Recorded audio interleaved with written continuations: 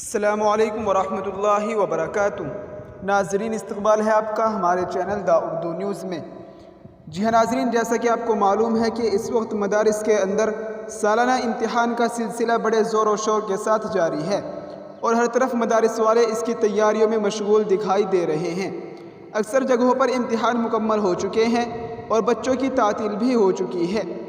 ایسی ہی ایک خبر اس وقت مدرسہ قوت الاسلام مقام روہیڑہ، ضلع مالیر کوٹلہ، پنجاب سے موصول ہو رہی ہے، جہاں پر مؤرخہ 18 شعبان المعظم 1445 ہجری بروز جمعرات بمطابق 29 فروری 2024 کو الحمدللہ تمام بچوں کے سالانہ امتحان اختتام پذیر ہو گئے اور بچوں کی تعطیل بھی ہو چکی ہے۔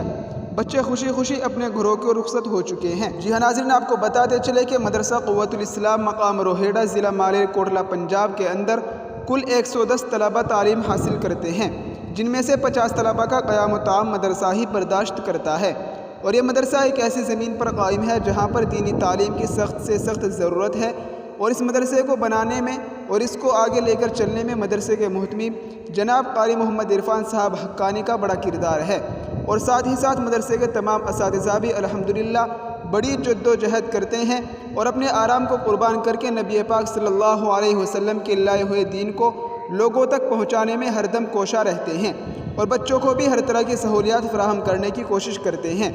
جی ناظرین، یقیناً اس پرفتن دور میں مدارس کا قیام وقت کی اہم ترین ضرورت ہے اور تمام مسلمانوں کو اس کی طرف توجہ دینے کی ضرورت ہے۔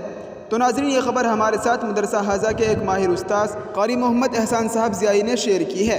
آپ سے گزارش ہے کہ اس خبر کو اپنے دوست و احباب میں زیادہ سے زیادہ شیئر کریں۔ السلام علیکم ورحمۃ اللہ وبرکاتہ۔